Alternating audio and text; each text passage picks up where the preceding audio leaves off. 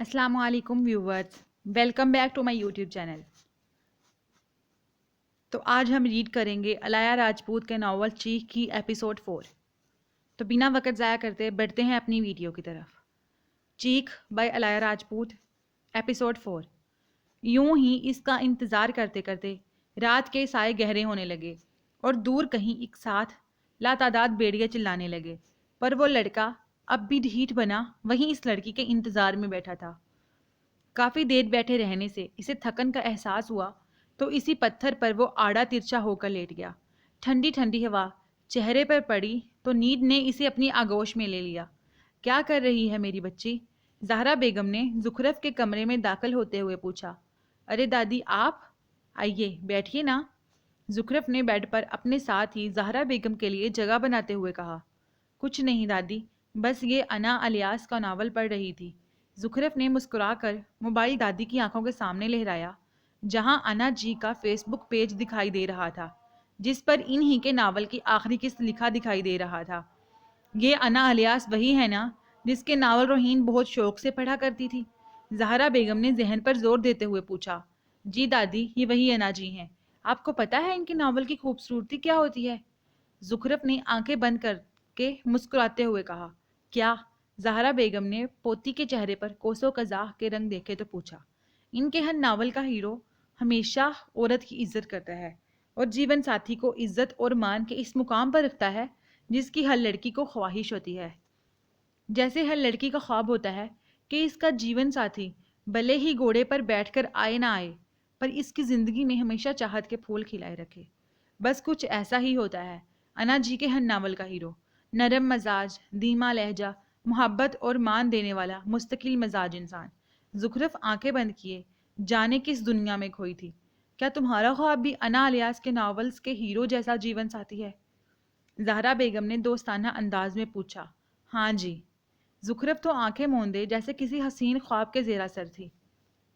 اچھا جی، پھر میرا بھی وعدہ ہے اپنی لاڈلی کی شادی انا الیاس کے ناولز کے ہیرو جیسے انسان سے ہی کروں گی، زہرا بیگم نے آگے بڑھ کے زخرف کا ماتھا چوم کر کہا تو زخرف نے ہڑبڑا کر آنکھیں کھولی۔ اور ضرور وہ انسان عمران جی ہی ہوں گے جن سے میں نہ چاہتے ہوئے بھی صرف اور صرف آپ کی خاطر شادی کرنے پر راضی ہوئی ہوں، ورنہ جس انسان سے میری بہن کا نام جڑا رہا اس کے ساتھ اپنا نام جوڑنا میرے لیے آسان نہیں ہوگا، مگر آپ کی ان محبتوں کا قرض بھی تو چکانا ہے جو آپ نے ہمارے والدین کی وفات کے بعد ہمیں دیں۔ زخرف یہ باتیں دل میں ہی سوچ کر رہ گئی۔ سیدھا کہنا تو کبھی اس کے لیے ممکن نہیں تھا، شاید اس لیے رامک نے آج سے پہلے کبھی ایسی لاپرواہی کا مظاہرہ نہیں کیا جیسا کہ آج کر رہا ہے۔ اوپر سے مجھے سختی سے کہہ کر گیا ہے کہ کسی کو اس کے بارے میں کچھ نہیں بتانا، ہر بات سے تو منع کر گیا ہے مجھے یہ لڑکا، کیا کروں؟ اب تو اس کے ماموں کو بھی نہیں بتا سکتی۔ یا اللہ، میرے بچے کو اپنی حفظ و ایمان میں رکھنا۔ آدھی رات بیت چکی تھی اور رامک کا کوئی اتا پتہ نہ تھا۔ اوپر سے اس نے اپنے بارے میں کسی سے خاص طور پر اپنے دونوں چھوٹے ماموں سے بات کرنے سے سختی سے منع کیا تھا۔ اسی لیے پریشانی کے باوجود بھی عشرت اپنے بھائیوں سے رامک کے گھر نہ آنے کی بات نہیں کر پا رہی تھی۔ بہت سوچ بچار کے بعد انہوں نے چپ چاپ ایک رات انتظار کرنے کا فیصلہ کیا۔ وہ جانتی تھی ان کا بیٹا لاپرواہ نہیں ہے اور جلد ہی لوٹ بھی آئے گا، پر اندر ہی اندر اس بات کا ڈر بھی کھائے جا رہا تھا کہ کہیں رامک کے ساتھ کوئی حادثہ نہ پیش آ گیا ہو۔ اس دیس کا راہی مت بن تو، اس دیس کا راہی مت بن تو جس دیس سے لوٹنا مشکل ہو۔ اس رات سے لے کر صبح تک، پھر صبح سے لے کر شام اور پھر شام سے رات تک باغیچے میں واقع سٹور روم میں آنے کی ہدایت اس کے ذہن میں گونج رہی تھی۔ پھر اس کی سٹور روم میں جانے کی خواہش گہری ہوتی چلی گئی۔ لائبہ نے اپنے کمرے کی دروازے کی اوٹ سے دادی کو زخرف کے کمرے سے نکلتے ہوئے دیکھا تو اس بات کا انتظار کرنے لگی کہ کب وہ سب سوئیں اور وہ اپنا کام انجام دے۔ جب سے وہ اس عجیب شخص سے مل کر آئی تھی لگاتار یہی بات سوچ رہی تھی کہ اسے اس کی بات ماننی چاہیے یا نہیں، اور بالآخر وہ ایک فیصلے پر پہنچی، اور وہ تھا روحین کے پاس جا کر اس پر بیتی درد کی داستان سن کر اس کے قاتلوں کو انجام تک پہنچانے کا فیصلہ۔ بالآخر رات کا فسوں ہر سو پھیلا اور اس نے کچھ ضرورت کا سامان اپنے چھوٹے سے بیگ میں رکھا جس میں اس کی شال جو اسے اس کی سالگرہ پر روحین نے تحفے میں دی تھی، اور تھوڑی بہت کھانے پینے کی اشیاء، جن میں چند بسکٹ کے پیکٹ اور کچھ جوسز کے ڈبے تھے۔ پیکنگ کرنے کے بعد اس نے ایک کاغذ اور پینسل لے کر جلدی سے اس پر زہرا بیگم اپنی دادی کے نام ایک تحریر لکھی، جس میں اس نے اس شخص سے ملاقات اور روحین سے ملنے کے بارے میں تفصیل سے بیان کیا اور انہیں پریشان نہ ہونے کی درخواست کی، اور وہ جلد ہی اپنا کام کر کے لوٹ آئے گی۔ خط میں اس نے اس بات کی بھی یقین دہانی کروائی اور کاغذ کو دوہرا کر کے اسٹڈی ٹیبل پر رکھ کے اب وہ سب کے سونے کا انتظار کرنے لگی۔ 2 گھنٹے کے بعد جب اسے یقین ہو گیا کہ سب سو چکے ہیں، تب اپنا سامان لے کر قریب 11:30 بجے دبے پاؤں وہ اپنے کمرے سے نکل کر زینے اترتی چلی گئی۔ سیڑھیاں اتر کے وہ سیدھا اپنی دادی کے کمرے میں گئی اور انہیں سویا دیکھ کر دھیرے دھیرے چلتی ہوئی ان کے پاس گئی اور دونوں ہاتھوں سے ان کا چہرہ چھو کر کافی دیر تک یوں ہی دیکھتی رہی۔ خدا جانے مجھے دوبارہ یہ چہرہ کب دیکھنے کو ملے۔ دل تو چاہتا ہے آج ہی جی بھر کے دیکھ لوں، پر مجبوری یہ ہے کہ مزید وقت نہیں میرے پاس۔ اس نے گھڑی پر نظر ڈالتے ہوئے سوچا، جہاں 12 بج چکے تھے۔ اب مجھے جانا چاہیے۔ اس نے آخری بار زہرا بیگم کا صبیح چہرہ آنکھوں میں سماتے ہوئے سوچا، جو بڑھاپے اور زندگی کی سختیوں کے باوجود بہت پر نور دکھائی دیتا تھا۔ وہ احتیاط سے دروازہ بند کر دی، ان کے کمرے سے نکل کر نہ چاہتے ہوئے بھی زخرف کے کمرے کی جانب بڑھ گئی، جہاں زخرف مزے سے لمبی تان کر سو رہی تھی۔ شدید اختلاف ہونے کے باوجود اسے اپنی جان سے پیاری بہن پر ٹوٹ کے پیار آیا اور بہت محبت کے ساتھ اس کے ماتھے پر بوسہ دیتی وہ بچپن کی یادوں میں کھو سی گئی، جہاں تینوں بہنیں ہر روز ایک دوسرے کے ماتھے پر بوسہ دیے بنا سوتی نہیں تھی، اور آج وقر کی ستم گیرے نے تینوں کو ایک دوسرے سے اتنا دور کر دیا تھا کہ اس سے آگے لائبہ میں سوچنے کی ہمت نہ رہی، اور وہ آنکھ سے بے اختیار نکلا آنسو صاف کرتی تیزی سے زخرف کے کمرے سے نکلتی چلی گئی۔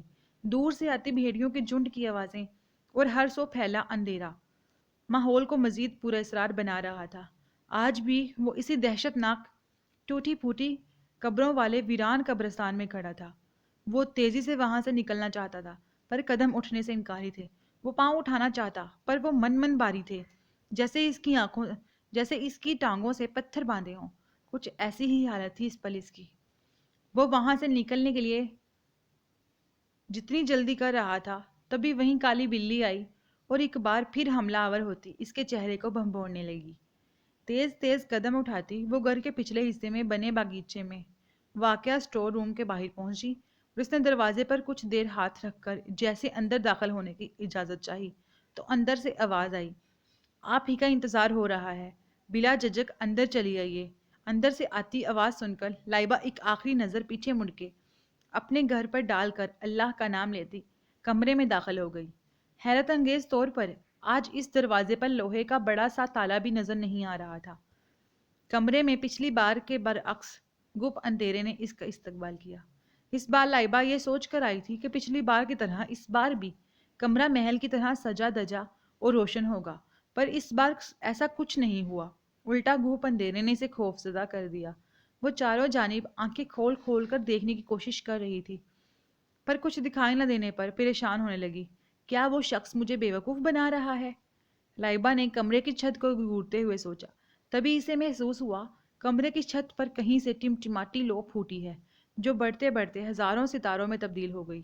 وہ آسمان تھا، ہاں وہ آسمان ہی تو تھا، جس پر بے شمار ستارے ایک ساتھ جگمگا رہے تھے۔ تحیر میں مبتلا لائبہ کی سوچ ابھی اسی بات پر اٹکی تھی کہ کمرے کی چھت آسمان پر چمکتے ستاروں میں کیسے تبدیل ہوئی۔ تبھی اسے محسوس ہوا کہ اس کے پاؤں کسی نرم چیز میں دنسے ہوئے ہیں۔ اس کے پاؤں کے نیچے سخت زمین کی جگہ اب نرم ریت نے لے لی تھی۔ اس نے گھبرا کر اپنے ارد گرد نظر دوڑا کر دیکھا تو دور دور تک اسے کوئی دکھائی نہ دیا۔ وہ ایک خالی رتیلا میدان تھا، یعنی وہ اس وقت اکیلی ایک صحرا میں کھڑی تھی۔ اس سوچ نے ہی اس کے رونگٹے کھڑے کر دیے۔ ہر طرف چھایا سناٹا بتا رہا تھا کہ یہاں دور دور تک کوئی آبادی نہیں ہے۔ چاند اپنے شباب پر تھا، پورے چاند کی رات تھی۔ ٹھنڈی ہواؤں نے بڑے دل فریب انداز میں اس کا استقبال کیا تھا۔ دور دور تک پھیلے اونچے نیچے ریت کے ٹیلے ماحول کو مزید خوابناک بنا رہے تھے۔ یہ میں کہاں آ گئی ہوں اور یہ کون سی جگہ ہے؟ وہ ابھی بھی مقام حیرت پر کھڑی اپنی ہوش و حواس درست کرنے کی سعی کر رہی تھی جب اسے کوئی پرندہ اپنے سر کے اوپر سے گزر کر جاتا ہوا محسوس ہوا۔ زمین پر اس کا سایہ کافی بڑا تھا۔ لائبہ نے گھبرا کر اوپر دیکھا تو وہاں آسمان کی کالی چادر پر ٹمٹماتے بے شمار تاروں کے سوا کچھ نہ تھا۔ پھر بھی اس پرندے کے پروں کی پھر پھڑاہٹ دور تلک سنائی دے رہی تھی۔ کافی دیر یوں ہی کھڑے رہنے سے اسے تھکن کا احساس ہونے لگا اور وہ وہیں ریت پر اپنا بیگ رکھ کر بیٹھ گئی۔ نیچے بیٹھ کر وہ یوں ہی بے مقصد ریت پر ہاتھ پھیرنے لگی تو اسے محسوس ہوا جیسے ریت کا رنگ کچھ عجیب سا ہے۔ اس سے پہلے کہ وہ ریت کی رنگت پر غور کرتی، وہی پرندہ ایک بار پھر اس کے سر کو چھوتا ہوا گزرا اور اس بار لائبہ کے گرد گول گول چکر لگاتا۔ بلا آخر وہ باز نما پرندہ اس کے سامنے آ کر جھکنے کے انداز میں بیٹھ گیا۔ اتنا بڑا باز دیکھ کر لائبہ نے اپنی آنکھیں زور سے بند کر لی۔ لائبہ بچپن ہی سے باز سے بہت ڈرتی تھی۔ اسے اب بھی یاد تھا بچپن میں جب کبھی شام کے وقت وہ چھت پر بیٹھی ہوتی اور دور کہیں آسمان کی بلندیوں پر باز کو اڑتا دیکھ لیتی تو بری طرح خوفزدہ ہو کر نیچے بھاگی چلی جاتی اور زور سے روحین سے لپٹ جاتی۔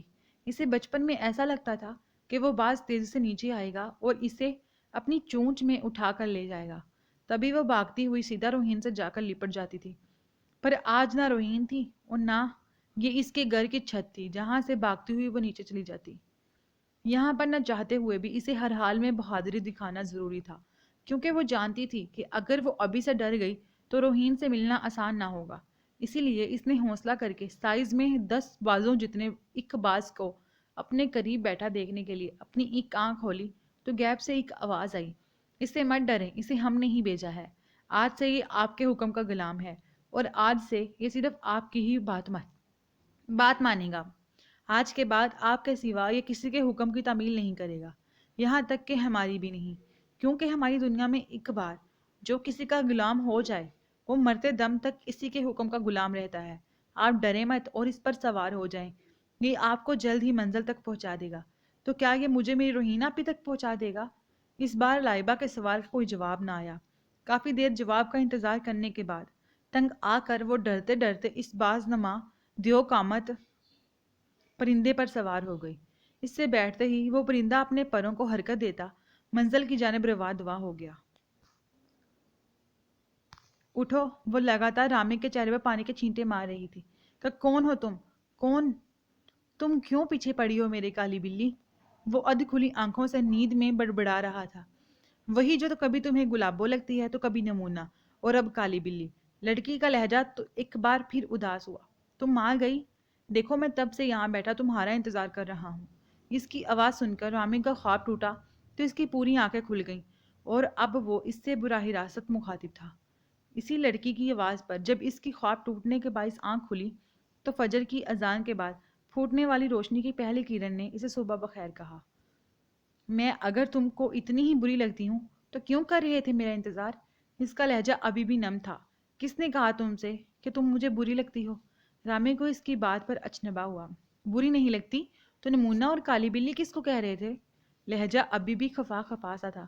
اچھا جی محترمہ کو دوسری باتیں تو یاد رہ گئیں، مگر ساری رات یہاں سردی میں بیٹھ کر انتظار کرنا دکھائی نہیں دیا۔ پتہ ہے میں ایسا نہیں جیسا تم سمجھ بیٹھی، میں تو بہت سیریس رہنے والا بندہ ہوں۔ دونوں ملاقاتوں میں تمہیں دیکھ کر جانے کیوں شرارت سوجی؟ پتہ ہے تمہارے یوں روٹھ کر جانے سے مجھے خود پر کتنا غصہ آیا۔ اس لیے میں ساری رات یہاں بیٹھا تمہارا انتظار کرتا رہا کہ کب تم آؤ اور کب میں بتاؤں کہ میں تو صرف مذاق کر رہا تھا، تمہارا دل دکھانا ہرگز میرا مقصد نہیں تھا۔ رامک نے دھیمے لہجے میں کہا۔ ایسی بات تو نہیں، لڑکی نے معصومیت سے کہا۔ تو کیسی بات ہے؟ رامک کو اسی کے معصوم چہرے پر بے اختیار پیار آنے لگا۔ وہ دراصل میری دادی مجھے بچپن ہی سے گلابی گڑیا کہتی تھی۔ آپ نے بھی اس دن گلابو کہا تو؟ اس نے بات ادھوری چھوڑی۔ تو رامک نے جھک کر اس کی آنکھوں میں جھانکنے کی کوشش کی۔ تو اچھا لگا؟ چہرے کو دوپٹے کے پلو سے چھپاتی وہ رخ پھیر گئی۔ اور میں کیسا لگا؟ رامک کا لہجہ شوق ہوا۔ پتہ نہیں، کہتی وہ پھر سے واپس درختوں کے جھنڈ میں جا چھپی۔ حد ہے، ویسے یہ لڑکی بھی نا پرانی فلموں کی طرح بات بات پر بھاگ جاتی ہے، کبھی لڑ کر، کبھی ناراض ہو کر اور کبھی شرما کر۔ رامک نے مسکرا کر بالوں میں ہاتھ پھیرتے ہوئے سوچ کر مسکرایا۔ ساری رات بیٹے کے لیے دعائیں کرتے گزری، پھر جانے کب رات کے آخری پہر جائے نماز پر بیٹھے بیٹھے نیند نے انہیں آ لیا۔ انہیں لگا کوئی ان کے پاؤں دبا رہا ہے تو فوراً گھبرا کر اٹھی اور دیکھا رامک ان کے پاؤں دبا رہا ہے۔ رامک تم کہاں تھے تم اب تک؟ تمہیں اس بات کا اندازہ بھی ہے کہ تمہاری ماں نے ساری رات کس اذیت میں گزاری؟ اس وقت وہ رامک سے سخت خفا دکھائی دے رہی تھی۔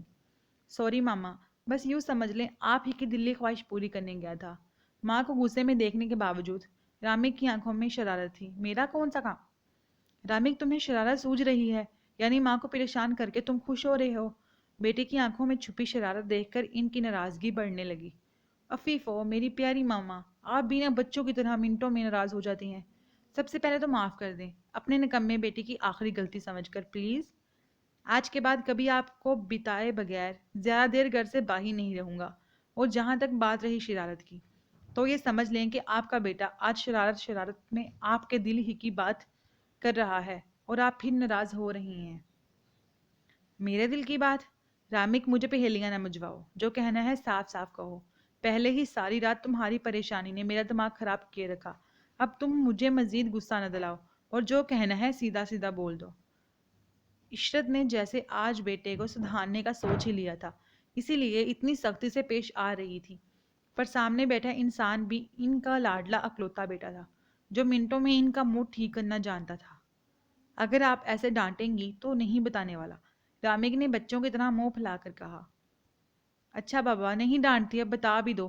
عشرت اشرف کی بے چینی بڑھنے لگی۔ آپ کی بہو ڈھونڈنے گیا تھا، رامک نے حتی المکان لہجے کو نارمل رکھتے ہوئے کہا۔ کیا دماغ درست ہے تمہارا؟ ادھر آؤ، ذرا منہ کھولو، میں دیکھوں نشہ تو نہیں کیا تم نے؟ گزب خدا کا، بلا ساری رات گاؤں میں کہاں سے میری بہو ڈھونڈتا رہا؟ رامک، مجھے مزید غصہ نہ دلاؤ اور جلدی بات بتاؤ، کہاں تھے تم ساری رات؟ عشرت کو بیٹے کی دماغی حالت پر شبہ ہوا۔ ماما، میں نے کوئی نشہ وشہ نہیں کیا۔ یہ بات تو آپ بھی اچھے طریقے سے جانتی ہیں کہ میں نے کبھی سگریٹ تک نہیں پیا، نشہ تو پھر دور کی بات۔ اور میں معذرت کر رہا ہوں نا، اور ساتھ میں وعدہ بھی کر رہا ہوں کہ آئندہ ایسی غلطی نہیں ہوگی۔ آج کے بعد جب بھی کبھی دیر سے گھر واپسی کا ارادہ ہوا تو پکا آپ کو پہلے بتاؤں گا۔ اب پلیز چھوڑ دیجیے اس بات کو، پلیز۔ رامک کا لہجہ ملتجی ہوا تو عشرت بھی کچھ نرم پڑ گئی۔ اچھا ٹھیک ہے، پر یاد رکھنا اسے میں تمہاری آخری غلطی سمجھ کے معاف کر رہی ہوں۔ آج کے بعد اگر ایسی کوئی بیوقوفی کی تو مجھ سے معافی کی امید مت رکھنا۔ پتہ نہیں کیا ہو گیا ہے اس لڑکے کو، بچپن سے لے کر آج تک جس نے کبھی ابروڈ میں رہ کر مجھے تنگ نہیں کیا تھا، آج اپنے ملک میں آتے ہی عجیب حرکتیں کرنے لگا۔ تعجب کی بات ہے، ویسے اللہ خیر ہی کرے، پریشان کر کے رکھ دیا ہے مجھے اس لڑکے نے۔ وہ بڑبڑاتی ہوئی کمرے سے باہر نکل گئی اور رامک وہیں بیڈ پر آڑا ترچھا ہو کر لیٹ گیا۔ میں اپنے رب کا جتنا شکر ادا کروں اتنا ہی کم ہے جس نے میرے بھائی کو صحت بخشی۔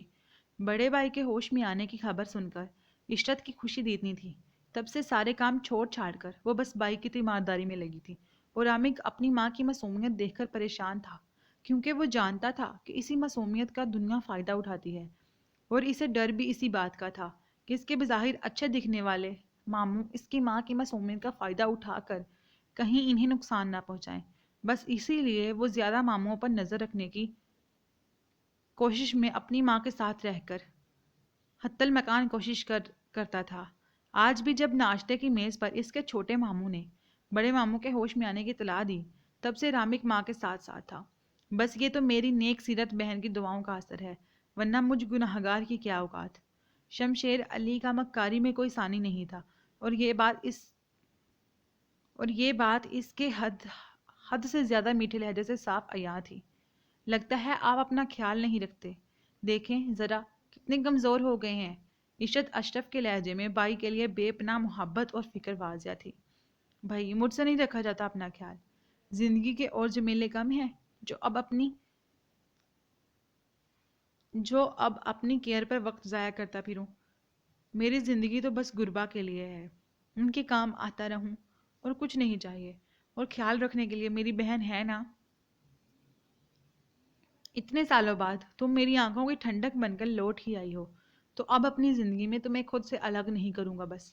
شمشیر علی نے آخری درجے کی مکاری کا مظاہرہ کرتے ہوئے بہن کے سامنے ایموشنل ڈرامہ رچایا۔ ہاں تو کس نے کہا ہے آپ سے کہ اب میں کبھی اپنے بھائیوں سے دور جاؤں گی؟ اب آ گئی ہوں تو آپ کو کبھی نہ چھوڑ کر جانے کا وعدہ بھی کرتی ہوں۔ عشرت نے آنسو صاف کر کے بڑے بھائی کے گلے لگتے ہوئے کہا تو تینوں بھائی ایک دوسرے کی آنکھوں میں دیکھ کر فاتحانہ انداز میں مسکرانے لگے۔ عشرت تو اس مسکراہٹ کو محبت سمجھی، پر ان سے کچھ فاصلے پر کھڑے رامی کو ان کی مسکراہٹ میں چھپی شیطانگی دکھائی دے رہی تھی۔ تبھی اس نے وہیں کھڑے کھڑے ایک بڑا فیصلہ کیا۔ وہ باز نما پرندہ تیزی سے اڑتا ہوا اپنی منزل کی جانب رواں دواں تھا۔ لائبہ کو اس پر سوار ہوئے 2 گھنٹے گزر چکے تھے۔ قد و قامت سے وہ کافی عجیب اور بڑا پرندہ تھا، پر اس کی شکل و صورت کیسی تھی اس بات کا اندازہ وہ رات کے اندھیرے میں لگا نہیں پائی۔ قریب 2.5 گھنٹے کی مسافت کے بعد وہ پرندہ ایک بہت بڑے گیٹ کے سامنے رک گیا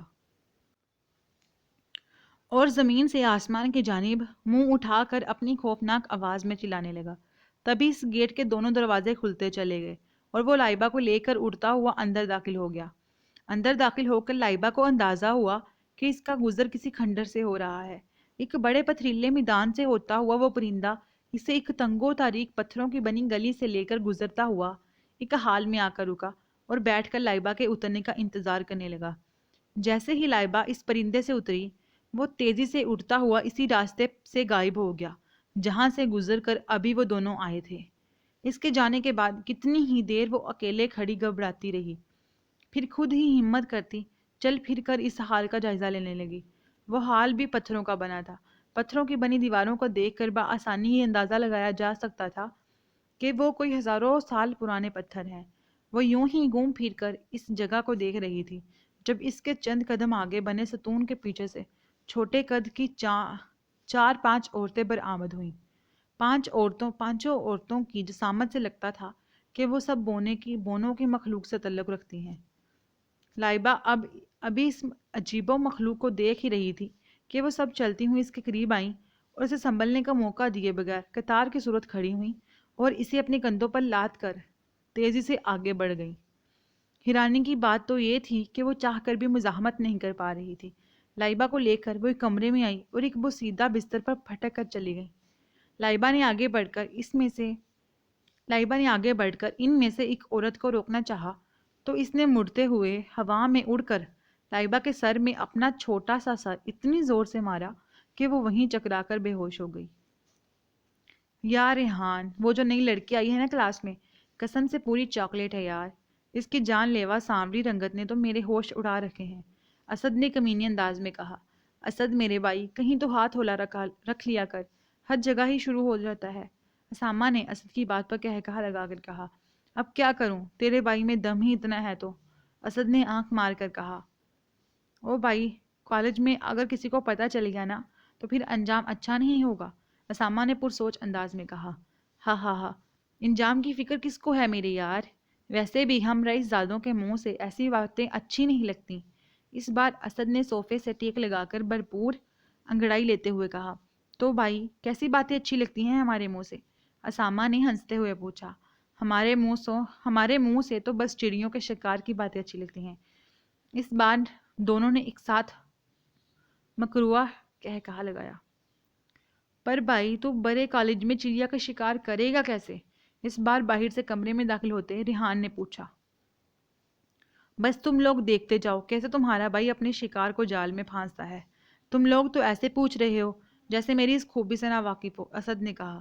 میری کیا مجال جو آپ کے ٹیلنٹ پر شک کروں سرکار، میں تو بس یہ کہہ رہا تھا کہ آج سے پہلے ہم بس گاؤں میں شکار کا شوق پورا کیا کرتے تھے، پر پہلی بار شہر میں یہ سب کرنے سے مجھے گھبراہٹ ہو رہی ہے یار، اگر پکڑے گئے تو۔ اس بار اسامہ کے ساتھ ریحان کا لہجہ بھی پریشانی لیے ہوئے تھا۔ او بے وقوفو، اتنے بڑے باپ کی اولاد ہونے کا کیا فائدہ؟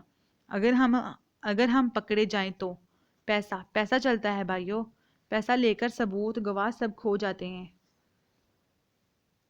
اور عینی شاہد تو ویسے ہی اندھے ہو جاتے ہیں۔ اسد کی بات سن کر ان دونوں کی چہرے پر بھی شیطانی مسکراہٹ نے احاطہ کیا۔ کالج میں ایک نئی لڑکی آئی تھی جس کی پرکشش سانولی رنگت سب کو اپنی جانب متوجہ کرتی تھی، پر اس کا لیا دیا انداز دیکھ کر سب اس سے دور ہی رہتے تھے۔ اسد نے جب سے اسے دیکھا تھا لگاتار دوستی کر کے اسے اپنے چنگل میں پھانسنے کی کوشش کر رہا تھا، پر ہر بار اسے ناکامی کا سامنا کرنا پڑتا۔ اسی لیے اس بار اسد نے اپنے اوباش کزنز کے ساتھ مل کر ایک شیطانی پلان تیار کر لیا۔ لائبہ ہوش میں آ چکی تھی، پر اسے یوں محسوس ہو رہا تھا کہ جیسے وہ نیند کی گولی کے زیر اثر ہے۔ وہ آنکھیں کھولنا چاہ رہی تھی، پر آنکھوں پر پڑا بوجھ اسے اس بات کی اجازت نہیں دے رہا تھا۔ اسے محسوس ہوا جیسے اس کی آنکھوں کے پپوٹوں پر شدید سوجن ہے۔ وہ مسلسل آنکھیں کھولنے کی کوشش کر رہی تھی، پر ہر بار اسے ناکامی ہو رہی تھی۔ ایک آخری بار اس نے ہمت کر کے آنکھیں کھولنے کی کوشش کی، تبھی اسے اپنے چہرے پر عجیب سا لمس محسوس ہوا۔ بوجھل طبیعت اور بند آنکھوں میں اسے کچھ سمجھ نہیں آیا کہ وہ کہاں ہے۔ اوپر سے چہرے پر کسی کا لمس پا کے اسے لگا وہ اپنی دادی کے پاس ہے، کیونکہ اکثر زہرا بیگم ہی صبح صبح سے جگانے آتی تو ماتھے پر بوسہ دیا کرتی تھی۔ ابھی بھی اسے لگا کہ وہ اپنے کمرے میں ہے اور اس کی دادی اس کے پاس ہے اور اسے پیار سے نماز کے لیے جگانے آئی ہیں۔ پر اگلے ہی لمحے اس کے چہرے کے لمس پر بڑھتی تپش نے تو جیسے اس کے چہرے کو جھلسا کر رکھ دیا۔ اسے ایسا لگ رہا تھا جیسے کسی نے اس کے چہرے پر آگ لگا دی ہو اور وہ آگ اسے جلا کر راکھ بنانے پر تلی ہو۔ تکلیف کی شدت اس قدر زیادہ ہو گئی کہ ہمت نہ ہونے کے باوجود بھی اس کے حلق سے ایک زوردار چیخ برآمد ہوئی اور وہ پھر سے بے ہوش ہو گئی۔ یوں یاد آ کر اتنا بے چین نہ کیا کرو، یوں یاد آ کر اتنا بے چین نہ کیا کرو، ایک یہی سزا کافی ہے کہ پاس نہیں ہو تم۔ 2 گھنٹے بھر سے اسی ندی کے کنارے کھڑا اس کے انتظار میں تھا کہ کب وہ آئے اور کب وہ اس کا دیدار کر کے اپنے مچلتے دل کی بے چینی دور کرے۔ کہاں رہ گئی ہو ظالم، تمہارے انتظار میں بوڑھا ہونے والا ہوں۔ جب اس کے آنے کی امید دم توڑنے لگی تو وہ بڑبڑایا، بھاؤ۔ این اسی وقت پیچھے سے کوئی اس کے کان کے پاس آ کر بولا، آ گئی آپ محترمہ شرمیلی صاحبہ۔ رامک نے پیچھے مڑ کر دیکھا تو وہی گلابو اسے دیکھ کر مسکرا رہی تھی۔ ہاں آ گئی، کیوں تم میرا انتظار کر رہے تھے کیا؟ اس نے معصومیت سے پوچھا۔ نہیں، میں پاگل ہوں جو روز ادھر سبزہ اور جنگلی جانور دیکھنے چلا آتا ہوں، رامک نے ناراضگی دکھاتے ہوئے منہ موڑ کے کہا۔ ارے اس میں ناراض ہونے کی کیا بات ہے بھائی، مجھے کوئی غیب کا علم تھوڑی نہ ہے کہ تمہارے آنے کی مجھے خود بخود خبر ہو جایا کرے۔ اور ویسے یہ بتاؤ تم ناراض کیوں ہو رہے ہو؟ کیا میرے لیے آئے ہو جو ایسی باتیں کر رہے ہو؟ لڑکی نے ایک بار پھر معصومیت سے پوچھا۔ آیا تو تمہارے لیے ہی تھا، پر اب تمہاری جلی کٹی سن کے دل بھر گیا، اب بس جا رہا ہوں۔ رامک سنجیدہ ہوا۔ ارے ارے ارے رکو نا، اس میں ناراض ہونے کی کیا بات ہوئی؟ میں جلی کٹی تھوڑی نہ سنا رہی، میں تو بس پوچھ رہی تھی۔ اس بار اس کی جیل جیسی آنکھیں نمکین پانیوں سے بھر گئیں۔ تم رو کیوں رہی ہو؟ اچھا سوری یار، دراصل جب سے میں یہاں سے ہو کر گیا ہوں پتہ نہیں کیوں لگاتار میرا دل تمہیں دیکھنے کی ضد لیے بیٹھا ہے، اور آج اسی ضد کے ہاتھوں مجبور ہو کر میں یہاں کھینچا چلا آیا۔ یقین کرو صبح سے تمہارا انتظار کرتے کرتے تھک گیا ہوں، بس اسی لیے موڈ آف ہو گیا۔ میرا مقصد تمہارا دل دکھانا تھوڑی نہ تھا، میں تو بس تمہیں دیکھنے کے لیے کب سے بے چین تھا، بس اسی لیے کچھ زیادہ ہی بول گیا۔ اس کی آنسوؤں سے بھری آنکھیں دیکھ کے رامے کے دل کو کچھ ہوا تو بے اختیار اسے اپنے دل کی بات بول گیا۔ حالانکہ ابھی تیسری ہی ملاقات میں وہ اظہار محبت کرنا مناسب نہیں سمجھتا تھا، پر اس لڑکی کے آنسو اسے ایک ہی سانس میں سب کچھ بولنے پر مجبور کر گئے اور وہ بے اختیار سب کچھ بول گیا۔ جب سے تم آخری بار مل کر گئے میں روز یہاں اس امید پر آتی رہی کہ تم کسی دن تو آؤ گے، پر ہر بار مجھے مایوس ہو کر لوٹنا پڑتا تھا۔ پھر بھی میں روز یہاں اس امید پر آتی رہی کہ شاید تم آ جاؤ۔ تم نے نہیں آنا تھا، تم نہیں آئے۔ آج بھی گھر کے کاموں سے فارغ ہو کر تمہیں دیکھنے کی آس دل میں لیے یہاں چلی گئی، اور جب تمہیں یہاں دیکھا تو مجھے اپنی آنکھوں پر یقین نہیں آیا۔ تبھی تمہارے قریب آ کر تمہیں متوجہ کیا، اور تم نے بات کرتے ہی میری خوشی کو آنسوؤں میں بدل ڈالا۔ بہت سنگ دل ہو تم۔ وہ بہت بے دردی سے اپنے سیب کی طرح لال ہوتے گالوں کو رگڑ کر آنسو صاف کرتی واپس جانے کے لیے مڑی تو رامک نے وقت ضائع کیے بغیر اس کا ہاتھ تھام کر اسے روک لیا۔ پلیز مجھے معاف کر دو، دیکھا جائے تو اس میں میری بھی کوئی غلطی نہیں، میں تو خود تم سے ملنے کے لیے اتنا بے چین تھا، تبھی تمہارے انتظار میں یوں باولا ہوا جا رہا تھا۔ سوری یار، پلیز مجھے معاف کر دو، مجھے غصہ بہت کم آتا ہے، بس آج آ گیا۔ وجہ میں تمہیں بتا چکا ہوں، معذرت بھی کر چکا ہوں، پلیز اب مسکرا دو۔ اس کے ناراض ہو کر جانے سے رامی کے دل کو کچھ ہوا تھا، تبھی ایک بار پھر بنا سوچے سمجھے اپنے دل کا حال بیان کر گیا۔ ایسے معاف نہیں کروں گی، اور منہ پھلائے بولی۔ تو پھر کیسے معاف کرو گی؟ رامی حیران ہوا۔ پہلے تم اپنے کان پکڑ کے 100 بار اٹھک بیٹھک کرو، پھر سوچوں گی معاف کرنا ہے کہ نہیں۔ اب وہ ساری ناراضگی بھول کر واپس شرارت کے موڈ میں لگ رہی تھی۔ کیا؟ رامک چلایا۔ کان صاف کرو اپنے لڑکے، سنائی نہیں دیا کہ میں نے کیا کہا؟ وہ اپنی ہنسی دباتے ہوئے بولی۔ میں نہیں کر رہا کوئی اٹھک بیٹھک، سمجھی؟ وہ منہ بنا کر کہتا رخ موڑ گیا۔ ٹھیک ہے، پھر مجھ سے بھی معافی کی کوئی امید مت رکھنا، میں جا رہی ہوں۔ وہ بھی جواب میں منہ بنا کر کہتی واپسی کے لیے پلٹی۔ اے رکو، لگاتا ہوں اٹھک بیٹھک۔ اس کو واپس جاتا دیکھ کر رامک کے ہاتھ پاؤں پھولے۔ اچھا لگاؤ پھر جلدی، وہ شرارت سے کہتی آ کر اس کے قریب بڑے سے پتھر پر بیٹھتے ہوئے بولی۔ پھر وہ بیچارہ کان پکڑ کر اٹھک بیٹھک کرتا رہا اور وہ کھلکھلا کر ہنستی رہی۔ کلاس شروع ہو چکی تھی۔ پروفیسر صاحب لیکچر دے رہے تھے جب وہ تیزی سے بھاگتے ہوئے کلاس میں داخل ہوئے۔ میں آئی کم ان سر؟ اس نے پھولی ہوئی سانس کے ساتھ پوچھا۔ آئیے محترمہ آئیے، ویسے یہ کون سا وقت ہے آنے کا؟ اسمارٹ اور کھوبرو پروفیسر ایاس الدین اکبر کا نام ان کی پرسنالٹی سے میچ تو کرتا تھا، پر انتہا درجے کے حسن پر یہ باروب نام عجیب بھی لگتا تھا۔ جی سر سوری، ایکچولی میری وین لیٹ آئی، کچھ راستے میں ٹریفک جام بھی تھا، بس اسی لیے۔ آئندہ ایسی غلطی نہیں ہوگی۔ انتہائی غسیلے اور خوبصورت پروفیسر ایاس الدین اکبر کی صورت پر جہاں پوری یونی کی لڑکیاں فدا تھیں، وہیں ان کے غصے سے ہمیشہ خائف بھی رہتی تھیں۔ لڑکیاں تو لڑکیاں، اس کے غصے سے لڑکے بھی گھبراتے تھے۔ وہ یونیورسٹی کے پروفیسر کم اور اسکول کے سخت مزاج ماسٹر زیادہ لگتے۔ ہر وقت غصہ ان کی ناک پر رہتا، جیسے کوئی اسٹوڈنٹ کلاس مس کرنے یا لیٹ آنے کی غلطی کرتا، سمجھو وہیں اس کی کمبختی کا آغاز ہو جاتا۔ پھر اس اسٹوڈنٹ پر ان کی خاص نظر رہتی تھی۔ وہ جہاں اس اسٹوڈنٹ نے دوبارہ غلطی کی، وہیں اس کی الٹی گنتی شروع۔ اسی لیے اسد، اسامہ اور ریحان بھی ان کے سامنے نہایت شریف بننے کی ایکٹنگ کرتے تھے۔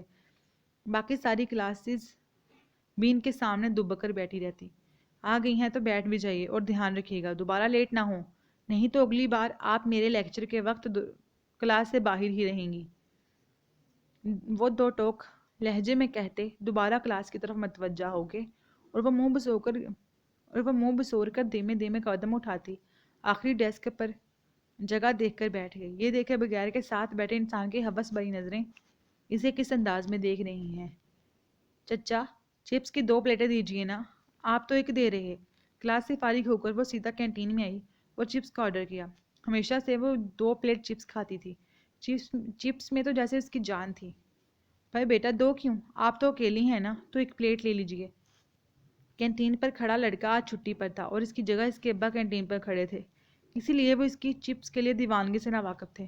تبھی پوچھ لیا، کیونکہ اگر ان کی جگہ ان کا بیٹا کھڑا ہوتا تو بنا کہے ہی 2 پلیٹس لاتا، کیونکہ اب وہ اچھے سے جان گیا تھا کہ فرح چپس کی دیوانی ہے۔ ارے چچا دوسری پلیٹ میرے لیے، آخر بوائے فرینڈ جو ٹھہرا ان کا۔ اسد تیزی سے اس کے سامنے والی کرسی پر بیٹھتا ہوا خباثت سے بولا۔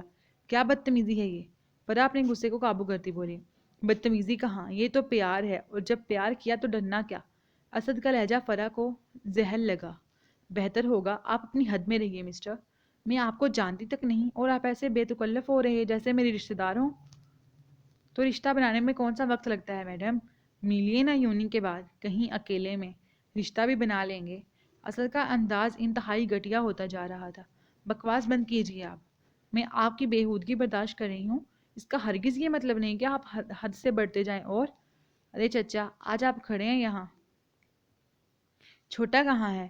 اس سے پہلے کہ وہ سارے لحاظ بلائے طاق رکھ کے تھپڑ مار کے اس کا منہ لال کرتی، ہینڈسم سا ایاس الدین کینٹین میں آیا اور ڈیوٹی کے لیے کھڑے چچا سے مخاطب ہوا۔ تبھی اپنے استاد کے احترام میں اسے خاموش ہونا پڑا، نہیں تو وہ غسیلی سی لڑکی پتہ نہیں آج کیا کر بیٹھتی۔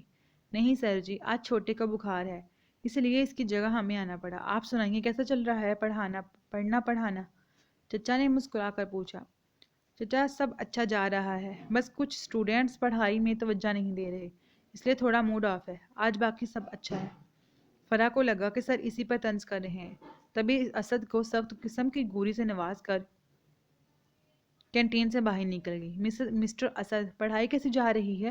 اس سے پہلے اسد بھی فرح کے پیچھے جاتا، پیچھے سے آتی سر ایاس الدین کی آواز سن کر برا سا منہ بناتا رک گیا۔ جی سر بہت اچھی جا رہی ہے، ہم تو شام کے تینوں کزن مل کے کم سے کم 3 گھنٹے صرف کتابوں کو ہی دیتے ہیں۔ اچھا جی ویری گڈ۔ ویسے اس سے پہلے سر ایاس الدین کچھ اور کہتے اسد کے ہوش اڑاتے ان کا موبائل بجا اور انہیں کال پر مصروف دیکھ کر اسد نے وہاں سے خاموشی سے نکل جانے میں ہی عافیت جانی۔ لائبہ تم کتنی پیاری ہو، کتنی پیاری۔ کانوں میں یہ آواز پڑنے کے ساتھ ہی ایک بار پھر لائبہ ہوش میں آ چکی تھی۔ اس بار بھی ایک انجانی طاقت اسے آنکھیں کھولنے نہیں دے رہی تھی۔ دھیرے دھیرے آواز تیز ہونے لگی۔ وہ آنکھیں کھولنے کے لیے تڑپ رہی تھی پر کامیاب نہیں ہو پا رہی تھی۔ تبھی اسے روحین کی بتائی ایک بات یاد آئی۔ روحین نے کہا تھا کہ جب کبھی آپ کو لگے کہ آپ بے بس ہیں اور کوئی آپ کی مدد کرنے والا نہیں تو دل کی گہرائیوں سے اپنے رب کو یاد کریں۔ اللہ کا نام، ہاں اللہ کا نام۔ اس نے تیزی سے دل میں آیت الکرسی کا ورد شروع کر دیا۔ ابھی وہ پوری آیت الکرسی بھی ختم نہیں کر پائی تھی کہ ایک دم سے اس کی جکڑن ختم ہوئی اور پل بھر میں اس کا جسم پھولوں کی طرح ہلکا پھلکا ہو گیا اور خود بخود اس کی آنکھیں کھل گئیں۔ کون تھا یہاں؟ سامنے آؤ۔ مجھے تو یہ کہہ کر یہاں لایا گیا تھا کہ میری ملاقات میری آپی سے کروائی جائے گی، پر یہاں تو مجھے قیدی بنا کر رکھ لیا گیا ہے۔ میں کہتی ہوں میرے سامنے آؤ اور مجھے بتاؤ میری آپی کہاں ہے؟ سامنے آؤ۔ تم کو سنائی نہیں دے رہی میری آواز؟ میری بات، میں نے کہا میرے سامنے آؤ، ابھی کے ابھی آؤ، سامنے آؤ۔ وہ چلاتی رہی پر کسی کو اس کے سامنے نہیں آنا تھا۔ وہ نہیں آیا۔ چلا چلا کر اس کا گلا بیٹھ گیا تھا۔ بے بسی سی بے بسی تھی۔ وہ کبھی اٹھ کر دیواروں کو ٹٹولتی کہ شاید اسے کہیں دروازہ ملے اور یہاں سے فرار ہو سکے، پر ہر طرف بنی پتھر کی دیواریں دکھنے میں ایک جیسی ہی تھیں۔ دروازے کا تو کہیں نام و نشان تک نہ تھا۔ دیواروں کو وہ پیٹتی روتی وہ اسی دیوار کے ساتھ لگ کر بیٹھتی چلی گئی اور ایک بار پھر بے ہوش ہو گئی۔ اسے دوبارہ ہوش آئی تو وہی بونی عورتیں اس کے ارد گرد سنگار کا سامان لیے کھڑی تھی۔ لگاتار پتھر کی بنی دیوار کے ساتھ لگے رہنے سے اس کی گردن میں بری طرح بل پڑ گیا تھا۔ وہ اپنی گردن پکڑ کے درد سے کراہتی اٹھ کھڑی ہوئی۔ کون ہو تم لوگ اور کیوں لائی ہو مجھے یہاں؟ وہ کہاں ہے جس نے مجھے یہاں بلایا ہے؟ بتاؤ میری روحین آپی کہاں ہے؟ مجھے اپنی سب باتوں کا جواب چاہیے۔ تم لوگ بولتی کیوں نہیں؟ میں کہتی ہوں بولو میں کہاں ہوں اور وہ کہاں ہے جس نے مجھے یہاں بلایا؟ بولو، وہ روتے ہوئے چلائی۔ یہ کپڑے پہن لو جلدی، پھر ہم نے تمہیں تیار بھی کرنا ہے۔ آقا تمہارا شدت سے انتظار کر رہے ہیں۔ بالآخر ان میں سے ایک بونی عورت لال عروسی جوڑا اس کی جانب بڑھاتے ہوئے بولی، کیوں پہنوں میں یہ جوڑا اور کون ہے آقا تمہارا جو میرا انتظار کر رہا ہے؟ لائبہ نے گھبرا کر پوچھا۔ ہمارے آقا، ہمارے مالک، اس سلطنت کے بادشاہ، اور کچھ دیر بعد تمہاری اور ان کی شادی ہونے جا رہی ہے، اس لیے زیادہ سوال جواب کر کے ہمارا وقت ضائع مت کرو اور جلدی سے یہ کپڑے پہن لو تاکہ ہم تمہیں تیار کر سکیں، ان میں سے ایک بونی عورت نے بتایا۔ کیا بکواس کی تم نے؟ کون ہے تمہارا آقا؟ بادشاہ جو بھی، اور اس کی ہمت بھی کیسی ہوئی یہ سب بکواس سوچنے کی؟ میں بس یہاں اپنی آپی سے ملنے آئی ہوں اور جو مجھے لایا تھا اسے بلاؤ ابھی۔ دماغ خراب مت کرو میرا۔ لائبہ کا چہرہ غصے سے لال ہو گیا۔ وہ سب ہمیں نہیں پتا، تم بس جلدی سے کپڑے پہن لو ورنہ ہم زبردستی کریں گے۔ ان میں سے ایک بونی عورت نے انگارہ ہوتی آنکھوں سے اسے گور کر کہا۔ نہیں بدلتی، جاؤ کر لو جو کرنا ہے۔ لائبہ اپنا ڈر ان پر ظاہر کر کے کمزور نہیں دکھنا چاہتی تھی، تبھی جواباً ان سے بھی زیادہ گرائی۔ لگتا ہے اسے شرافت کی زبان سمجھ نہیں آتی، اب اس کے ساتھ دوسرے طریقے سے نبٹنا پڑے گا۔ ان میں ایک بونی عورت کہتی روح بدلنے لگی اور دیکھتے ہی دیکھتے سب عورتیں روح بدل کر بڑے بڑے کن کھجوروں کا روپ اختیار کر گئیں۔ وہ کن کھجورے تیزی سے اس کی جانب بڑھنے لگے۔ اتنے بڑے کن کھجورے دیکھ کر لائبہ خوفزدہ ہو کر ادھر ادھر بھاگنے لگی، پر آخر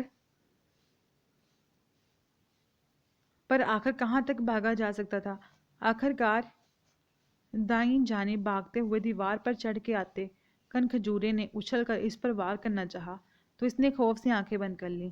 پھر کچھ دیر یوں ہی ساکت رہنے کے بعد جیسے ہی اس نے آنکھیں کھولیں تو سامنے کا منظر اسے تحیر میں مبتلا کر گیا، کیونکہ سامنے کچھ بھی نہیں تھا۔ کمرہ خالی تھا اور کن کھجورے غائب۔ یا اللہ، یہ کیا ہو رہا ہے میرے ساتھ؟ مجھے بچا لیں پلیز۔ کون لوگ ہیں یہ؟ کیوں مارنا چاہتے ہیں مجھے؟ اور یہ کن کھجوروں جیسی مخلوق، اور اس مخلوق کا بادشاہ مجھ سے شادی کرنا چاہتا ہے تو یہ کیا ہو رہا ہے آخر؟ وہ شخص کہاں ہے جو مجھے یہاں لایا تھا؟ کیا کروں اس بند کمرے میں؟ کس سے مدد مانگوں؟ کچھ سمجھ نہیں آ رہا۔ لگتا ہے میں نے گھر میں کسی کو بنا بتائے یہاں آ کر بہت بڑی غلطی کر لی۔ ہائے اب کیا ہوگا؟ اپنا سر دونوں ہاتھوں میں پکڑ کے وہ پھوٹ پھوٹ کر رو دی۔ سنو تم جو بھی ہو، ابھی کبھی میرے سامنے آؤ ورنہ میں خود کو نقصان پہنچا لوں گی۔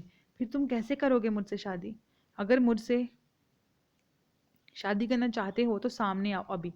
وہ روتے ہوئے چلا کر بولی، مملکت کھجور میں خوش آمدید۔ آپ نے پکارا، ہم دوڑے چلے آئے۔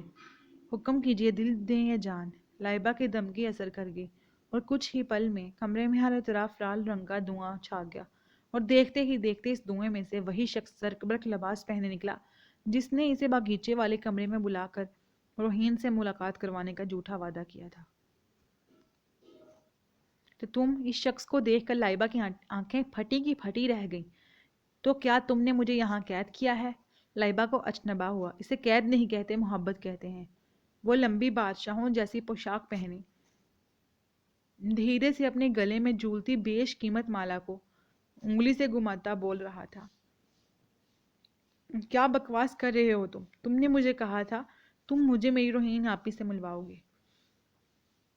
یاد کرو، تم ہی نے تو کہا تھا کہ میری آپی کی موت حادثاتی نہیں تھی، ان کا قتل ہوا ہے، اور تم مجھے ان سے ملوا کے ان کے قاتل کے بارے میں پتہ کروانے والے تھے۔ اور اب یہ اچانک تمہیں کیا ہوا؟ کیسی بہکی بہکی باتیں کر رہے ہو تم؟ لائبہ کو اس کے انداز سے وحشت ہونے لگی۔ ہاں تو سچ ہی کہا تھا میں نے، تمہاری بہن کی موت حادثاتی نہیں بلکہ اس کا قتل ہوا تھا۔ پر وہ آدھا سچ تھا۔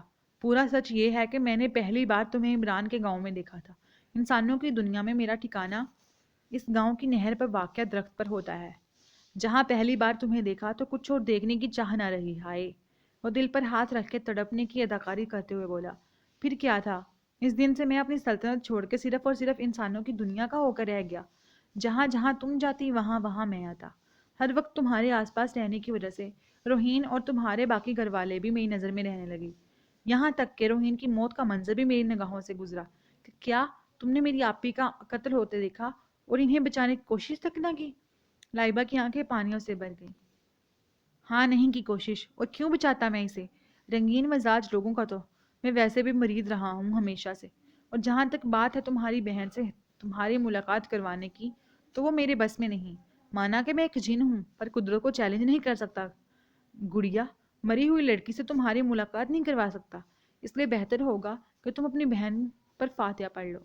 تمہاری بہن کا نام لے کر تمہیں یہاں بلانا تو ایک بہانہ تھا، اصل میں تو تمہیں اپنی بنانا تھا۔ ارے نہیں نہیں میری جان، رونا نہیں۔ اچھا چلو میں تمہیں بتا دیتا ہوں تمہاری بہن کو کس نے مارا تھا۔ ان کے قاتلوں کے بارے میں ہی جاننا چاہتی ہو نا؟ میں بتا دوں گا تمہیں، پر اس کے لیے میری چھوٹی سی شرط ہے۔ تم کل شام تک شادی کا جوڑا پہن کے شادی کے لیے تیار ہو جاؤ۔ میں وعدہ کرتا ہوں اسی وقت تمہیں تمہاری بہن کے قاتلوں کا نام بتا دوں گا۔ اس نے خباثت سے مسکرا کر کہا، منظور ہے؟ تبھی لائبہ کی آنکھ سے ایک تارا ٹوٹ کے اس کی گال پر آیا تھا۔ بڑی بی بی، یہ لے آپ کی صبح کی چائے۔ اسلم کی بیوی شمیم صبح صبح زہرا بیگم کی بیٹی لے کر آئی تو کہا، لائبہ اور زخرف اٹھ گئیں تو انہیں بھی دے دو چائے، بلکہ ایسا کرو ان کی چائے بھی یہیں رکھ دو اور انہیں یہیں بلا لاؤ۔ بڑے دن ہوئے گپ شپ نہیں ہوئی میری اپنی پوتیوں سے، زہرا بیگم نے کہا۔ جی اچھا بی بی جی، کہتی شمیم زخرف اور لائبہ کی چائے انہیں کے کمرے میں رکھ کے ان دونوں کو لینے چل دی۔ بی بی جی زخرف بی بی آ رہی ہیں، اور لائبہ بی بی اپنے کمرے میں کہیں نہیں نظر آئی مجھے۔ شمیم کے چہرے سے ہوائیاں اڑی ہوئی تھیں۔ کیا مطلب؟ لائبہ اپنے کمرے میں نہیں؟ وہیں کہیں ہوگی، واش روم میں دیکھو یا بالکنی میں۔ زہرا بیگم کے کمرے میں داخل ہوتی زخرف نے کہا، میں نے سب جگہ دیکھ لیا، وہ پورے گھر میں کہیں نہیں ہے۔ شمیم نے مزید بتایا، تم نے مین ڈور دیکھا، وہ کھلا تو نہیں ہوا؟ زخرف نے پوچھا۔ نہیں بی بی جی، ہمیشہ کی طرح رات کو بڑی بی بی کے کہنے پر گیٹ کو اندر سے جو تالا لگتا وہ ابھی تک لگا ہے، شمیم نے بتایا۔ پھر کہاں چلی گئی یہ لڑکی؟ وہ بھی بنا بتائے؟ لوگ کیا کہیں گے کہ بوڑھی عورت بچیوں کی تربیت بھی ٹھیک سے نہ کر سکی، ایک شادی سے پہلے نہر میں ڈوب گئی اور دوسری گھر سے بھاگ گئی۔ زہرا بیگم نے کپاتے لبوں سے کہا اور کرسی پر ڈہ سی گئی۔ دادی کیا ہو گیا آپ کو؟ آپ جیسی بہادر اور پڑھی لکھی خاتون کے منہ سے ایسی باتیں اچھی نہیں لگتی۔ کہیں نہیں گئی ہماری لائبہ، بچی تھوڑی ہے جو بنا بتائیں کہیں جائے۔ چلے آپ لوگ میرے ساتھ اس کے کمرے میں دیکھ کر آتے ہیں، کہتی زخرف سب کو لے کر لائبہ کے کمرے کی جانب بڑھی۔ لائبہ کے کمرے میں پہنچ سب کی نظر اسٹڈی ٹیبل پر پڑے کاغذ پر گئی، جسے فوراً زخرف نے اچک لیا۔ سب کو سارا خط پڑھ کے سنانے کے بعد زخرف خود بھی اپنا سر دونوں ہاتھوں میں تھام کر رہ گئی۔ یہ کیا کر دیا اس بے وقوف لڑکی نے؟ کسی غیر انسانی مخلوق کے ساتھ چلی گئی؟ خوف زخرف کے چہرے پر عیاں تھا۔ ہائے بی بی جی، کہیں ان پر کوئی جن ون تو عاشق نہیں ہو گیا؟ اور انہیں ورگلا کر لے گیا ہو، کیونکہ ہمارے گاؤں میں سیانے کہتے تھے اگر کوئی خبیث جن کسی لڑکی پر عاشق ہو جائے تو 100 طرح کے پینترے آزما کے اسے اپنی دنیا میں لے جاتا ہے۔ چپ کر پگلی، کہیں بھی کچھ بھی بولتی ہے۔ بی بی جی، اسی عقل نہیں، آپ چھوڑیں اسے۔ سب کو لائبہ کے کمرے میں جاتا دیکھ کر اسلم بھی تیزی سے ان کے پیچھے آتا ساری بات سن کر بیوی کو ٹوکتے ہوئے بولا، نہیں اسلم، اسے بولنے دو۔ بتاؤ شمیم، تم کیا بتا رہی تھی؟ زہرا بیگم نے آنسو پونچھ کر لہجے کو مضبوط بنانے کی کوشش کی۔ بی بی جی، میری دادی کہتی تھی کہ اگر خبیث جن کسی لڑکی پر عاشق ہو جائے تو تب تک جان نہیں چھوڑتا جب تک اسے کسی طرح ورگلا کر اپنی دنیا میں نہ لے جائے، تب تک چین سے نہیں بیٹھتا، اور ایک بار اگر اپنی دنیا میں لے جائے تو دلہن کا جوڑا پہنا کر چاند کی 14ویں کو چاند کے سامنے لے جا کر اس پر اپنی مہر لگا لیتا ہے۔ پھر کبھی وہ لڑکی چاہ کر بھی اپنی دنیا میں لوٹ نہیں سکتی اور ساری زندگی اس کی باندھی بن کر رہ جاتی ہے۔ ہاں، اگر لڑکی چاند کی 14ویں سے پہلے وہاں سے فرار کا راستہ ڈھونڈ لے تو بچنے کی امید رہتی ہے۔ آج کا دن ہے؟ زہرا بیگم نے پوچھا۔ بی بی جی، آج چاند کی 13ویں ہے اور کل 14ویں۔ اسلم نے کہا۔ زخرف، اسلم تم میرے ساتھ چلو، اور شمیم تم گھر کا خیال رکھو، ہم تھوڑی دیر میں آتے ہیں۔ آدھے گھنٹے کی خاموشی کے بعد زہرا بیگم نے اپنا جھکا سر اٹھا کر کہا، پر بی بی جی آپ لوگ کہاں جا رہے ہیں؟ مجھے بھی لے چلیں اپنے ساتھ۔ شمیم نے گھبرا کر کہا، نہیں، تم گھر پر ہی رہو، ہمیں وقت لگ سکتا ہے، اور اگر ہماری غیر موجودگی میں تمہارے بچے اسکول سے گھر آ گئے تو گھر پر لگا تالا دیکھ کر پریشان نہ ہو جائیں، اسی لیے بہتر ہے تم گھر پر ہی رہو، ہم لوگ جا کر آتے ہیں۔ اور ہاں اگر دیر ہو جائے تو پریشان نہ ہونا، بس بچوں کے واپس آنے کے بعد گیٹ کو اندر سے لاک کر لینا اور تب تک نہ کھولنا جب تک ہم نہ آئیں۔ چلو اسلم، زخرف میرے ساتھ، کہتی زہرا بیگم لائبہ کے کمرے سے نکل گئی۔ یہاں ایک عبد الرحمن نامی بزرگ رہتے تھے۔ کیا اب بھی وہ یہیں رہتے ہیں؟ زہرا بیگم زخرف اور اسلم کو لے کر شہر سے 1 گھنٹے کے سفر پر واقع دیہات نما علاقے میں پہنچی تو وہیں چلتے چلتے ایک تنگ و تاریک گلی میں ایک گھر کا دروازہ کھٹکھٹا کر بولی، جی وہ یہیں رہتے ہیں، مگر فی الحال وہ گھر پر موجود نہیں ہیں، کہیں باہر گئے ہیں۔ اگر آپ لوگ انتظار کر سکتے ہیں تو آئیے، میں آپ کے لیے بیٹھک کھول دیتی ہوں۔ اندر سے ایک لڑکی کی آواز آئی۔ جی ہم انتظار کر لیں گے۔ زہرا بیگم کے کہنے پر وہ لڑکی بیرونی گیٹ کے ساتھ بنے کمرے کے چھوٹے سے دروازے کو کھول دیا، جسے عام طور پر پنجاب میں بیٹھک کہا جاتا ہے۔ دادی یہ کون سی جگہ ہے اور آپ ہمیں یہاں کس سے ملوانے لائی ہیں؟ زخرف جو خوف سے بے چین ہو رہی تھی سوال کیے بنا نہ رہ سکی۔ زخرف، میرے پاس تمہارے سوالوں کو کوئی لمبے چوڑے جواب تو نہیں ہے، پر اتنا ضرور کہوں گی کہ اگر لائبہ کی واپسی ممکن ہو سکتی ہے تو وہ صرف اور صرف اس انسان کی وجہ سے ہو سکتی ہے جس کے گھر ہم بیٹھے ہیں۔ میں اس انسان سے آج خود 40 سال بعد مل رہی ہوں۔ یہ ہمارے پرانے ہمسائے تھے۔ 10 سال ہمارے پڑوس میں رہنے کے بعد انہیں صرف اس مجبوری کے تحت اس گنجان آباد علاقے میں اپنا پرانا گھر چھوڑنا پڑا تھا، کیونکہ ان کا ایک شرارتی جین ان کی قید سے چھوٹ کر فرار ہو گیا تھا اور محلے کے لوگوں کو تنگ کرنے لگا تھا۔ بس اسی وجہ سے انہوں نے وہ جگہ چھوڑ دی کہ کہیں پھر ایسا کچھ نہ ہو جس سے محلے داروں کو پریشانی کا سامنا کرنا پڑے۔ مطلب ان کے پاس جن قید ہیں دادی؟ زخرف کی دلچسپی میں اضافہ ہوا۔ زخرف، میں تمہیں پہلے ہی بتا چکی ہوں کہ میرے پاس تمہارے سوالوں کو کوئی لمبے چوڑے جواب نہیں، مجھے جتنا پتا تھا تم کو بتا دیا، اب چپ چاپ بیٹھ کے انتظار کرو۔ زہرا بیگم کے لہجے کی سختی نے زخرف کو چپ کروا دیا۔ السلام علیکم۔ طویل انتظار کے بعد کمرے میں ایک بزرگ نے قدم رکھتے ہوئے اپنی بھاری آواز میں سب کو سلام کیا اور زمین پر بچھی چادر پر آنکھیں بند کر کے بیٹھ گئے۔ ان کا جاہو جلال انہیں عمر کے اس حصے میں بھی پرکشش دکھا رہا تھا۔ لمبے قد پر سفید چگا، کالے رنگ کا عمامہ شریف، لال داڑھی اور پر نور دمکتے چہرے کی کشادہ پیشانے پر گہرا نشان اس بات کی گواہی تھے کہ وہ ایک نیک، نمازی اور پرہیزگار انسان ہیں۔ زہرا بہن، بڑی مصیبت میں پڑ گئی ہیں آپ تو۔ کافی دیر آنکھیں بند رکھنے کے بعد اچانک آنکھیں کھول کر جب وہ زہرا بیگم سے مخاطب ہوئے تو زخرف کے ساتھ ساتھ اسلم بھی ان کی آنکھوں کی لالی دیکھ کے گھبرا گیا۔ آپ نے مجھے کیسے پہچانا، جبکہ ہم تو پچھلے 40 سالوں میں ایک بار بھی نہیں ملے؟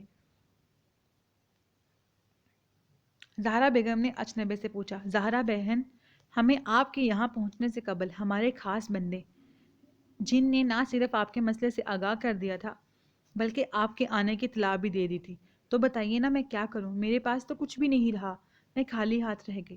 سب اپنے ایک ایک کر کے مجھے تنہا کرتے گئے۔ اب 2 پوتیوں کا سہارا تھا، وہ بدبخت ان میں سے بھی ایک کو لے گیا۔ بتائیں میں کیا کروں؟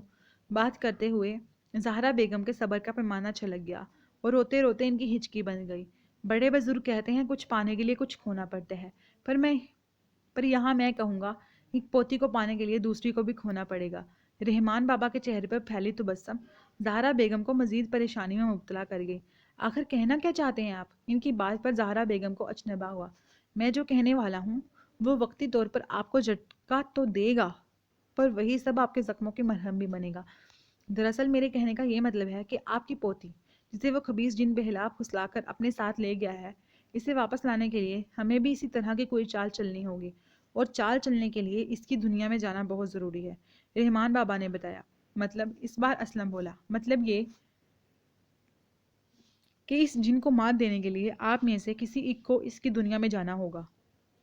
بابا نے کہا، ہاں تو ٹھیک ہے، میں تیار ہوں، آپ مجھے بھیج دیں۔ اسلم فوراً بولا، نہیں تم نہیں جا سکتے۔ اس دنیا میں جانے اور کسی انسان کو خبیث جنات کے جنگل سے نکالنے کے لیے بھی کچھ اصول ہوتے ہیں میاں۔ رحمان بابا نے کہا، کیسے اصول؟ اس بار زہرا بیگم گویا ہوئیں۔ اگر کوئی انسان جنات کی دنیا میں پھنس جائے تو اسے بچانے کے لیے صرف اور صرف اس کا کوئی خونی رشتہ ہی اسے بچانے جا سکتا ہے، اور جہاں تک میرا علم بتاتا ہے یہ آپ کا رشتہ دار نہیں، گھر کا ملازم ہے، اس لیے یہ نہیں جا سکتا۔ آپ یا آپ کی پوتی زخرف ہی جا سکتی ہیں، جن سے لائبہ کا خون کا رشتہ ہے۔ جہاں تک آپ کی بات ہے تو آپ ضعیف ہیں، اس عمر میں اکیلے اس طاقتور جن کا مقابلہ کرنا ناممکن ہوگا آپ کے لیے۔ آخر میں بچتی ہے زخرف، آپ سب میں سے بس وہی ہے جو آپ کی دوسری پوتی کو اس دنیا سے نکال کر لا سکتی ہے۔ رحمان بابا نے بتایا، نہیں میں اپنی دوسری پوتی کو بھی جانتے بوجھتے آگ کے دریا میں نہیں جھونکنے والی۔ زہرا بیگم کا لہجہ سخت ہوا۔ زہرا بہن، یہاں ضد کی گنجائش نہیں ہے، میرا مشورہ ہے ضد میں وقت ضائع مت کریں، کیونکہ چاند کی 14ویں ہے، اور چاند کی 14ویں کو اگر کوئی جن کسی انسان کو اپنا پابند کر لے تو وہ چاہ کر بھی وہ انسان اس دنیا سے کبھی نکل نہیں سکتا۔ وہیں ایڑیاں رگڑتے رگڑتے موت تو آ سکتی ہے، پر رہائی نہیں مل سکتی۔ اسی لیے ہمیں جو بھی کرنا ہے آج ہی کرنا ہے، کیونکہ کل کا سورج نکلتے ہی وہ لائبہ پر اپنی محل لگانے کی تیاریاں شروع کر دے گا، پھر ہمارے لیے اسے مات دینا ناممکن ہو جائے گا۔ پر بابا وہ یہ سب کیوں کر رہا ہے؟ زخرف نے سوال کیا۔ ایک تو وہ خبیث جن لائبہ پر عاشق ہو گیا ہے، دوسرا وہ جانتا ہے اگر کوئی جن چاند کی 14ویں کو کسی انسانی لڑکی پر اپنی محل لگا کر شادی کر لے تو اس کی طاقت اس قدر بڑھ جاتی ہے کہ وہ تمام جنات، خواہ وہ مسلمان ہوں یا غیر مسلم، بادشاہ ہوں یا غلام، سب کو اپنا غلام بنا کر ان پر حکمرانی کرتا ہے۔ ویسے تو وہ اپنے علاقے کا آقا ہے، پر اس کی خواہش سارے کوہ کاف پر حکمرانی کی ہے، اس لیے اس نے آپ کی پوتی کا شکار کیا ہے۔ ٹھیک ہے، میں جانے کے لیے تیار ہوں، زخرف نے کہا، لیکن زخرف پلیز دادی کچھ مت کہیے، اگر لائبہ کو بچانے کا واحد یہی راستہ ہے تو میں ضرور جاؤں گی۔ آپ بھی تو لائبہ کو واپس لانا چاہتی ہیں نا، تو پلیز مجھے جانے دیں۔ میں وعدہ کرتی ہوں وہاں ہر وقت آیت الکرسی کا ورد کرتی رہوں گی، اور آپ ہی تو کہتی ہیں نا کہ آیت الکرسی میں اللہ پاک نے اتنی طاقت رکھی ہے کہ کوئی آفت اور بلا ہمیں چھو بھی نہیں سکتی۔ بس فیصلہ ہو گیا، میں جا رہی ہوں، اور آپ بھی مجھے جانے کی اجازت دے رہی ہیں۔ زخرف نے زہرا بیگم کی بات کاٹ کر انہیں قائل کرنا چاہا، ٹھیک ہے چلی جاؤ، پر ایک بات یاد رکھنا، اگر تم دونوں جلد نہ لوٹی تو میں مزید دکھ سہ نہیں پاؤں گی، اور جو تم دونوں کے اپنے گھر کا ہونے تک اللہ سے چند ادار سانسیں مانگی ہیں نہ، وہ بھی روک لوں گی۔ زہرا بیگم جذباتی ہوئی تو رونے لگی۔ پلیز دادی ایسی باتیں مت کریں، میں انشاءاللہ بہت جلد لائبہ کو لیے آپ کے پاس لوٹ آؤں گی، یہ میرا وعدہ ہے۔ رحمان بابا آپ بتائیے لائبہ کے پاس جانے کے لیے مجھے کیا کرنا ہوگا؟ زخرف نے بابا سے سوال کیا۔ تو گائز آج کی ایپیسوڈ یہاں پر ختم ہوتی ہے، تو ملتے ہیں چیخ کی ایپیسوڈ 5 میں، تب تک کے لیے اللہ حافظ۔